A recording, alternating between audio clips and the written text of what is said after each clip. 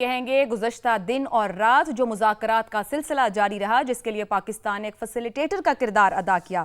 مذاکرات بے نتیجہ رہے مگر یہ کہا جا سکتا ہے کہ پاکستان نے اپنے کردار کو خوش اسلوبی سے نبھایا۔ بھلے وفود کی سیکیورٹی ہو، مذاکرات کی سینکٹیٹی ہو یا پھر مذاکراتی نکات اتفاقی ہیں یا اختلافی ہیں، ان کی سیکریسی کی بات کی جائے تو پاکستان نے اپنا کردار نہ صرف نبھایا، دنیا کے تمام ممالک اپریشیٹ کر رہے ہیں، عالمی میڈیا تعریف کر رہا ہے کہ پاکستان نے جس طریقے سے اس کردار کو ادا کیا۔ یہ سمجھنا ضروری ہے کہ پیس بلڈنگ کوئی ایک واقعہ نہیں ہے، ایک عمل ہے اور یہ جاری ہے۔ دونوں جانب سے اس کی بات کی جا رہی ہے، خود ایران کہہ رہا ہے کہ یہ عمل ابھی جاری ہے۔ بریک سے پہلے زیغم صاحب سے بات کر رہی تھی، ہمارے ساتھ ہے زیغم خان صاحب، عامر احمد خان صاحب اور جوہر سلیم صاحب نے بھی جوائن کیا ہے۔ زیغم صاحب، میں نے آپ کو روکا تھا، آپ ایران ٹیکٹکس کے اوپر بات کر رہے تھے، وہیں سے گفتگو کو جوڑیں۔ کیا ہم کہہ سکتے ہیں کہ ایران نے ہائیلی کیلکولیٹڈ اور اسٹریٹجکلی اپنا کنڈکٹ رکھا ہے ان مذاکرات میں؟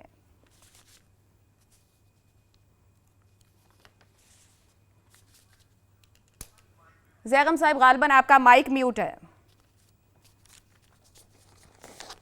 جی عائشہ، بہت شکریہ۔ دیکھیے، ایران اپنی اسٹریٹجی بلکہ اپنی گرینڈ اسٹریٹجی کے مطابق چل رہا ہے، اور میں یہ عرض کر رہا تھا کہ مجھے دیکھنا ہوگا کہ ایران جو کچھ کر رہا ہے اس کے پیچھے اس کی کیا سوچ ہے۔ ایران اس وقت کیوں بہت زیادہ جذباتی اور خوش نہیں لگ رہا جنگ بند کرنے پر؟ اس لیے کہ اس کو بالکل اعتماد اس بات پہ نہیں ہے کہ جنگ بند اگر ہو گئی تو اس پر دوبارہ حملہ نہیں ہوگا، وہ زیادہ تباہی فیس نہیں کرے گا۔ وہ بہت زیادہ نقصانات کا سامنا کر رہا ہے، لیکن وہ سمجھتا ہے کہ جنگ رکنے سے اس کو اس تباہی سے نجات نہیں ملے گی، بلکہ امریکہ اور اسرائیل ایک وقفہ حاصل کریں گے، اور اس وقفہ حاصل کرنے کے بعد اس پر دوبارہ بڑا حملہ کریں گے، اور اس وقت ایران کو جو ایڈوانٹیجز حاصل ہوئے ہیں، ایران کے یہ ایڈوانٹیجز ختم ہو جائیں گے۔ دوسری بات ہے، ایران یہ سمجھتا ہے کہ اس کے حق میں ہے کہ یہ وار آف اٹریشن ہو، یہ معاملہ لمبا چلے۔ اس کی وجہ یہ ہے کہ اب یہ جو پوری جنگ ہے یہ معاشی ڈومین میں جا چکی ہے، اب یہ معیشت کی جنگ ہے، اور یہ ایک ایسی جنگ ہے جس میں ہر ایک دن بہت بڑی سزا ہے پوری معیشت کی اکانومی کے لیے، اور ظاہر ہے دنیا کی معیشت میں جو بڑے بڑے ملک ہیں ان کے لیے سب سے زیادہ مسئلہ تو انہی کے لیے ہے جن کی بڑی معیشتیں ہیں اور جہاں پہ جمہوریت ہے اور لوگوں کا دباؤ ہے، یورپ کے لیے، امریکہ کے لیے۔ تو اس لیے وہ یہ سمجھتا ہے کہ مسائل کا حل مکمل ہونا چاہیے، بہتر ہونا چاہیے، ایسا ہونا چاہیے جس کے نتیجے میں اس کو تحفظ ملے۔ دوسری بات یہ ہے کہ وہ سمجھتا ہے کہ اس کو ایک تاریخی طور پر، یعنی پورے یہ جو 5 دہائیاں تھیں، اس میں پہلی بار اس کو ایک بہت بڑا اسٹریٹجک ایڈوانٹیج حاصل ہوا ہے جس کو وہ استعمال کر کے ایک ری سیٹ حاصل کر سکتے خطے میں۔ اور وہ یہ صرف ایران نہیں کہہ رہا، دنیا بھر کے اسٹریٹجک ایکسپرٹس بھی کہہ رہے ہیں کہ جس طریقے سے ایران نے ہرمز پر کنٹرول حاصل کر لیا ہے، اور جتنا اس سے ہرمز کا کنٹرول حاصل کرنا مشکل ہے، اور ہرمز کے ویسے کنٹرول زیغم صاحب، حاصل ایک بڑے کرنے کی جو ریسیٹ کی قیمت بات تو ہے، ٹرمپ نے بھی کی تھی، کیسے کمپیئر کریں گے ایران جو کچھ حاصل کر رہا ہے اس ریسیٹ کو ٹرمپ کے ریسیٹ کے ساتھ؟ جی، ٹرمپ کا جو ریسیٹ ہے، ظاہر ہے ٹرمپ کے لیے تو ہر بات ہی ایک ریسیٹ ہوتی ہے، اور وہ تو کہہ چکے ہیں کہ میں تو ایران کا جو ہے وہ پوری رجیم بھی ختم کر چکا ہوں اور وہ نئی رجیم آ چکی ہے۔ انہوں نے پچھلی بار بھی کہا تھا کہ نیوکلیئر پروگرام بالکل ختم ہو چکا ہے، ایران اب نیوکلیئر پروگرام شروع ہی نہیں کر سکتا، اب وہ دوبارہ نیوکلیئر پروگرام کی طرف پیچھے آ گئے ہیں۔ تو ٹرمپ صاحب کے تو کیا کہنے ہیں، لیکن جو دنیا بھر کے ایکسپرٹس کہہ رہے ہیں وہ یہ کہہ رہے ہیں کہ ایران یہ امریکہ کے لیے ایک بہت بڑا چیلنج ہے کہ امریکہ اپنی طاقت کو اب کیسے سنبھالے گا۔ یہ پورے خطے کے لیے اور علاقے میں جو پورا ایک طاقت کا توازن ہے اس کے لیے ایک بہت بڑا چیلنج بن کر آیا ہے۔ درست ہو گیا۔ اب آپ امریکہ کے لیے چیلنج کی بات کر رہے ہیں تو ایرانی وفد کے جو سربراہ ہیں باقر غالباف، ان کا بیان سامنے آیا ہے کہ مذاکراتی عمل کو ممکن بنانے میں پاکستان کی کوششوں کے شکر گزار ہیں۔ ساتھ ہی وہ یہ کہہ رہے ہیں کہ امریکہ ایران کے موقف اور اصولوں کو سمجھ چکا ہے، اب فیصلہ امریکہ نے کرنا ہے کہ وہ ہمارا اعتماد حاصل کر سکتا ہے یا نہیں۔ ایرانی وفد نے مستقبل پر مبنی تجاویز پیش کر دی ہیں، مخالف فریق اس مرحلے میں ایرانی وفد کا اعتماد حاصل کرنے میں کامیاب رہا ہے۔ جوہر سلیم صاحب ہمارے ساتھ موجود ہیں۔ جوہر سلیم صاحب، ایران کی جانب سے کہا جا رہا ہے کہ امریکہ نے ہمارا اعتماد حاصل کرنا ہے، ہم نے اپنے نکات رکھ دیے ہیں۔ جے ڈی وینس کہہ کر گئے ہیں ہم نے اپنی بہترین آفر رکھ دی ہے، اب ایران نے چوائس کرنا ہے کہ وہ ہماری بات سنے گا یا نہیں۔ آپ کے خیال میں یہ 20-24 گھنٹے کی ہائی لیول جو ایکسرسائز ہوئی ہے، اس نے کوئی بہت بڑا دروازہ کھول دیا ہے مذاکرات کا دونوں ممالک کے درمیان اور دنیا کے لیے امن کا؟ جی میں سمجھتا ہوں، دیکھیں سب سے پہلے تو یہ خود جو ہے نا، the very fact کہ یہ ہوا سب کچھ یہ سارے ڈیلیگیشنز اسلام آباد آئے, اتنے زیادہ ہائی لیول ڈیلیگیشنز, اتنے بیلنس ڈیلیگیشنز, اور پھر یہ مذاکرات کی میز سجی, اور پھر دہائیوں کے بعد ایران نے اور امریکہ نے فیس ٹو فیس مذاکرات کیے. تو یہ بہت سارے فرسٹ ہیں اس میں. اور پھر اس سے بھی بڑی بات یہ کہ کہاں کہ آپ ان کو تباہی کے دہانے سے بالکل ایک جو ہے نا برنک آف پریسیپس یا برنک آف اپوکلپس وہاں سے لے کے آئے مذاکرات کی میز پہ. تو وہ تو ایک پوری دنیا ظاہر ہے اس کی ستائش کر رہی ہے اس وقت. لیکن اب جو ہے کیا ہوا مذاکرات میں, دیکھیں میں تو سمجھتا ہوں, اور میں پہلے ہی کہہ رہا تھا, کل بھی دیکھیں جو ہے نا میرے کامنٹس میں واضح تھا, میں نے کہا تھا کہ جی ایکسپیکٹیشنز کو مینیج کرنے کی ضرورت ہے. یہ جو ہے نا یہ اسیوم کر لینا کہ اتنی دہائیوں کی جو ان کے ڈفرینسز ہیں اور اتنے زیادہ کمپلیکیٹڈ ایشوز جو ہیں وہ ایک ہی نشست میں ریزالو ہو جائیں گے, یہ کوئی جو ہے نا بہت زیادہ کوئی ریئلسٹک نہیں ہے. تو بیسٹ کیس سینیریو جو ہے, چلیں ایک ڈریم سینیریو ہو سکتا تھا, لیکن وہ پھر ڈریمز تو کم ہی ہوتی ہیں نا ریئل لائف میں. تو بات یہ ہے کہ میں سمجھتا ہوں ایک بڑی میجر پیش رفت ہوئی ہے ان مذاکرات میں. اب دونوں سائڈز یہ کہہ رہی ہیں, جو آپ نے بھی ابھی پڑھ کے سنایا, کہ یہ ایک سب سے اہم بات کیا ہے کہ دونوں سائڈز کو ایک دوسرے کا موقف جو ہے فرسٹ ہینڈ سننے کا موقع ملا, سمجھنے کا موقع ملا, اپنی بات کہنے کا موقع ملا, اور پھر ظاہر ہے کہ اور اس کے بعد پھر ایک تبادلہ خیالات, اور وہ بھی 21 گھنٹے طویل تبادلہ خیالات ہوا جس میں پاکستان نے بھی معاونت کی. اب دیکھیں پاکستان کا رول, اور میں بالکل اس پہ بھی کل بھی زور دے رہا تھا کہ پاکستان کا رول ایک فیسیلیٹیٹر کا تھا, اور پاکستان ظاہر ہے کہ ڈسکشنز میں جو ہے نا ایک ان بائسڈ فیسیلیٹیٹر, وہ بھی کہ جو ہے نا غیر جانبدار اس میں. تو اس لیے پاکستان تو جو ہے نا کسی پہ زور نہیں کہہ رہا تھا کہ اچھا آپ ان کی یہ بات مانیں, یا امریکہ پہ یا امریکہ کو کہہ رہا ہے کہ جی آپ ایران کی فلاں بات مان لیں. پاکستان تو ایک آنےسٹ جو ہے نا فیسیلیٹیٹر کے طور پہ دونوں کو میز پہ بٹھا کے اور انشور کر رہا تھا کہ وہ ایک دوسرے کی بات صحیح طرح سمجھیں اور بات آگے بڑھے.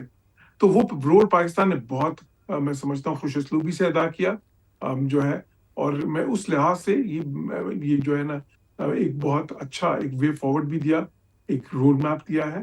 اب جو اہم چیز ہے وہ کیا ہے, وہ یہ ہے کہ دیکھیں ڈیڈ لاکس تو ہوتے رہتے ہیں مذاکرات میں, وہ ہر مذاکرات میں ہوتے ہیں, بہت سے مذاکرات آپ دنیا میں دیکھیں گے. اب یہ تو خیر دو ایسے ملک ہیں جن کے بیچ میں جنگ ہو رہی ہے, جب جنگیں بھی نہیں بھی ہوتی ہیں, کوئی اقتصادی امور پہ بھی مذاکرات ہوتے ہیں, تو وہ کتنے راؤنڈز چلتے ہیں, کئی بار کتنے سالوں چلتے ہیں. وہ جو ہے نا تو اس لیے اس میں تو آپ جو ہے نا میریکلز ایکسپیکٹ نہیں ہر وقت کر سکتے.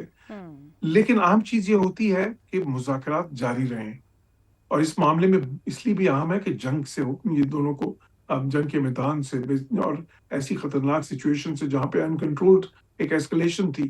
دیکھیں ایسکلیشن لیڈر وہ کتنا کلائم کر چکے تھے اس وقت دونوں, پوری دنیا کے امن و سلامتی کو خطرہ تھا. جوہر صاحب دونوں کو ایگزٹ تو درکار ہے, حالات و واقعات یہ بتاتے ہیں کہ دونوں کو ایگزٹ درکار ہے اور اس سے نکلنا چاہتے ہیں. اب ان کی پوسٹ بات چیت بھی یہ کہتی ہے کہ ہم نے اپنے اعتراضات بھی رکھ دیے, 1 2 یا 2 3 نکات ہیں جہاں آ کر معاملہ رکا. دونوں اپنی ایگو کی بھی بات کر رہے ہیں کہ یہ ہماری ریڈ لائنز ہیں. سوال یہ پیدا ہوتا ہے کہ ایک جانب سے پرماننٹ پیس کی بات کی جا رہی ہے, دوسری جانب اس پر یہ خدشات کا اظہار کیا جا رہا ہے کہ شاید ٹیمپرری یا ہری میں نکلنے کا ارادہ ہے, اور ایران اس بات کو سمجھ رہا ہے کہ دوبارہ میرے اوپر ایسا حملہ ہو سکتا ہے. آپ کے خیال میں یہ ٹیمپرری پیس یا پرماننٹ پیس یہی معاملات کو روک رہا ہے کہ حتمی طور پر ڈیٹیلز میں نہیں جا پا رہے؟ جی اس میں یہ ایک اہم نقطہ ضرور ہے, لیکن صرف یہ نہیں ہے. میں سمجھتا ہوں کہ جو نیوکلیر ایشو ہے, اور میں پہلے بھی کہہ چکا ہوں اس پہ کہ وہ بہت ہی اہم نقطہ ہوگا. ابھی بھی دیکھیں امریکہ کی جو سٹیٹمنٹ آئی ہے پریزیڈنٹ ٹرمپ کی, انہوں نے بھی اسی کی بات کی ہے. تو میں سمجھتا تھا کہ وہ اس پہ خصوصاً وہ جو 450 کلو گرام افزودہ یورینیم جو ہے, جو ناتانز اور فردو اور اصفہان کی سائٹس میں دفن ہے اس وقت, وہ کیونکہ امریکہ نے وہاں پہ بومبنگ کی تھی, تو وہ ایک بہت اہم معاملہ ہے. پھر اس طرح دیکھیں سر پھر اس کو جوہر صاحب پھر اس کو تھوڑا ایکسپلین کیجئے گا کہ معاملہ صرف وہ 450 کلو گرام انریچ یورینیم کا ہے, یا ان فیوچر بھی ایران کا جو رائٹ ہو منیمم انریچمنٹ کا وہ بھی امریکہ ختم کرنا چاہتا ہے. اس پر آپ کوئی کلیئرٹی آپ دے پائیں گے, آپ کو لگتا ہے کچھ سمجھ میں آ رہی ہے ایڈوانس کی گفتگو سے؟ جی ضرور, بالکل. دیکھیں اس پہ ہمیں تھوڑی سی اس کی بیک گراؤنڈ سمجھنے کی ضرورت ہے. امریکہ پہلے الاؤ کرتا تھا ایران کو کہ جی 3.67%, جو 3.67% ہے یا 3.67% جس کو ہے نا, یہ سویلین نیوکلیر یوز کے لیے آپ کو چاہیے ہوتا ہے, جو آپ بجلی بناتے ہیں اس طرح کی استعمال کے لیے, جو آپ کو جتنا افزودہ چاہیے ہوتا ہے یورینیم. اچھا یہ جو JCPOA ایک معاہدہ ہوا تھا ان کے درمیان، joint comprehensive plan of action, اس میں بہت سے اور ملک بھی شامل تھے. وہ سالوں کی محنت کے بعد ہوا تھا 2015 میں. صحیح. اس میں ایران کو یہ رائٹ دیا گیا تھا کہ وہ 3.67% تک اس کو افزودہ کر سکتے ہیں.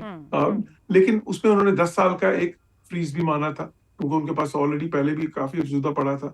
پھر جو ان سے یہ بھی ہوا تھا کہ جی اس میں پارشل ریلیف آف سینکشنز بھی ہو گئی تھیں، آہستہ آہستہ بتدریج ہونی تھی. پھر پریزیڈنٹ ٹرمپ نے اسے وڈرا کیا. پھر پریزیڈنٹ ٹرمپ نے اپنا موقف چینج کر لیا اسرائیل کے کہنے پہ، کیونکہ اسرائیل کہتا تھا کہ نہیں جی وہ اس معاہدے کے تحت بھی یہ سویلین نیوکلیر یوز میں جو کر رہے ہیں، اگر یہ چلتا رہے گا ان کا پروگرام، تو یہ آہستہ آہستہ اس میں سے یورینیم نکال کے اس کو زیادہ افزودہ کرتے رہیں گے. یہ وہ ان کا خیال تھا اس پہ. اچھا ایران نے، حالانکہ جب وہ ایران نے معاہدہ ہوا JCPOA، جب تک وہ رہا اس کو فالو کیا. اس میں یہ بھی شامل تھا کہ انسپیکشنز ہوئیں گی. IAEA جو انٹرنیشنل جو ہے ایجنسی ہے یہ جو اس کی نیوکلیر ایشوز کی، جو اٹامک انرجی کی، تو وہ اس کے انسپیکٹرز بھی آتے رہے. ایران میں ساری انسپیکشن بھی کرتے رہے. پھر جب امریکہ نے وڈرا کر لیا اس سے، تو پھر آہستہ آہستہ ایران نے کہا ٹھیک ہے اگر امریکہ وڈرا کر رہا ہے تو پھر انہوں نے بھی وڈرا کر لیا. پھر انہوں نے زیادہ یورینیم کو افزودہ کرنا شروع کر دیا اس کے بعد. وہ پھر اور انہوں نے کہا کہ ہم کریں گے اب. پھر انہوں نے کر کے تو اس کو جو ہے نا انسپیکشنز بھی کسی ٹائم پہ بند کر دی تھی. تو وہ پھر اب وہ پھر اسی سے پھر وہ 450 کلو گرام کا معاملہ بنا. پھر امریکہ نے اس کے بعد جب مذاکرات دوبارہ شروع ہوئے تو انہوں نے موقف بدل لیا اپنا. امریکہ نے کہا کہ اب وہ 3.67% بھی الاؤ نہیں کریں گے ان کو 0% انریچمنٹ، کہ بالکل وہ اپنا نیوکلیر پروگرام ہی سکریپ کریں. ٹھیک ہو گیا. تو پوائنٹ کلیئر ہو گیا کہ امریکہ کے بدلتے موقف یہاں تک لے آئے معاملے کو کہ اب ایران کو جو اس کا رائٹ ہو نیوکلیر انریچمنٹ کا منیمم وہ بھی نہیں رکھ سکتے. ندیم ملک صاحب نے بھی ہمیں جوائن کیا ہے. بہت شکریہ ملک صاحب آپ کا. یہ فرمائیے گا کہ جہاں تک بات لے آیا پاکستان، اور دونوں جانب اوپن ہیں، جو ان کے پوسٹ سٹیٹمنٹس ہیں کہ ہم نے اپنے اپنے اعتراضات، خدشات اور میکسیمم جہاں تک جا سکتے ہیں وہ سب سامنے رکھ دیا، کیا امریکہ نے واقعی ان مطالبات میں لچک دکھائی ہے یا مطالبات مسلط کرنے کی کوشش رہی؟ ایک ایسی بھی صورتحال ایران کی جانب سے آ رہی. دوسرا، ایران نے جان بوجھ کر اہم نکات پر لچک نہیں دکھائی اور اپنے پوائنٹ آف ویو کو اپ رکھنے کے لیے ایک اسٹریٹجک کارڈز کو یوز کرنے کی کوشش کی ہے. مجھے لگتا ہے کہ دونوں فریقین آگے بڑھیں گے. ابھی وہ تھوڑا تھوڑا ایک اٹک رہے ہیں اپنی جگہوں کے اوپر تاکہ دوسرے کو جتنا دبایا جا سکتا ہے دبا لیں. 3 مجھے لگتا ہے کہ بنیادی نقطے ہیں جس کے اوپر دونوں فریقین کو فلیکسیبلٹی دکھانی ہے. پہلا ہے ہرمز، دوسرا ہے لبنان، اور تیسرا ہے نیوکلیر والا معاملہ. اب ایک دوسرے کو گنجائش دے گا ایک سائڈ سے تو وہ دوسرا بھی پیچھے سے تھوڑا سا ہٹے گا اپنی پوزیشن سے. اگر وہ اٹکیں گے تو آگے بات نہیں بڑھے گی. میرا خیال ہے یہ فلیکسیبلٹی دکھائیں گے کیونکہ اگر 24 گھنٹے میں یہ اتنا کچھ ہو سکتا ہے کہ تمام نکات ڈسکس بھی کر سکتے ہیں، ٹیکس بھی ایکسچینج کر سکتے ہیں، متبادل تجاویز بھی آ سکتی ہیں، تو یہ بہت سبسٹینشیل پروگریس ہے. وہ 47 سال سے جہاں پہ آپس میں بیٹھنے پہ کوئی تیار نہ ہو تو 24 گھنٹے میں بہت زیادہ میریکلز کی توقع نہیں رکھنی چاہیے. پہلا میریکل یہی تھا کہ آپس میں بیٹھ گئے، آئیڈیاز ایکسچینج کر لیے، what is doable what is not doable, red lines بھی ڈرا کر لیے کہ یہ ریڈ لائنز ہیں. تو اب وہ ریڈ لائنز کو تھوڑا تھوڑا پیچھے کرنا ہے کہ ریڈ لائنز میں گنجائش پیدا کریں. ہرموز کے اوپر جتنا چاہتا ہے ایران کے مکمل طور پر اسی کی اجارہ داری ہو، وہ ٹال بھی لے، وہ نہیں ہوگا. اس کے اوپر اس کو تھوڑی بہت پیچھے ہٹنا پڑے گا. ٹال وال کوئی ایکسیپٹ نہیں کرے گا. انٹرنیشنل واٹر ویز کے جو پرنسپلز ہیں وہ لاگو ہوں گے، لیکن یہ ایران تب مانے گا جب وہ اس کی باقی چیزیں مانی جائیں گی، کیونکہ اس نے یہ دیکھ لیا ہے کہ وہ اس کو بند کر کے، اس کو ویپنائز کر کے دنیا ساری کو کیوس میں اور ٹینشن میں مبتلا کر سکتا ہے. ساری دنیا کی اکانومیز ایٹ اسٹیک آ سکتی ہیں. تو اس کو اس کی طاقت کا اندازہ ہو گیا. وہ اس کو بات چیت کے لیے ایز اے ٹول استعمال کرے گا. نیوکلیر کے اوپر امریکہ یہ چاہتا ہے کہ ایران ایٹمی ہتھیار نہ بنائے. ایران جو تھا عمان میں کافی حد تک اس کے اوپر رضامند تھا. سول نیوکلیر یوز کے اوپر امریکہ راضی ہو جائے گا، لیکن اس کے ساتھ وہ پہلے چاہے گا کہ ایران کی طرف دیکھے کہ ہرموز کے اوپر وہ نرمی پیدا، یہ گیو اینڈ ٹیک ہوگا، اسی طریقے سے چلے گا.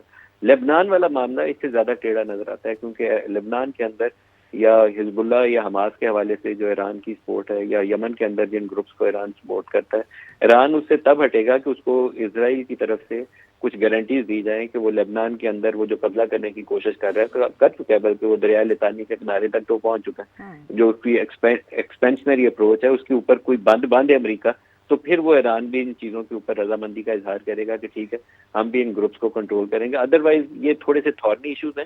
جب تک یہ تھریڈ بیئرڈ فردر ڈسکشن نہیں ہوگی اس پہ کچھ آئے گا نہیں. اسپوائلر بڑا ہے اس کے اندر.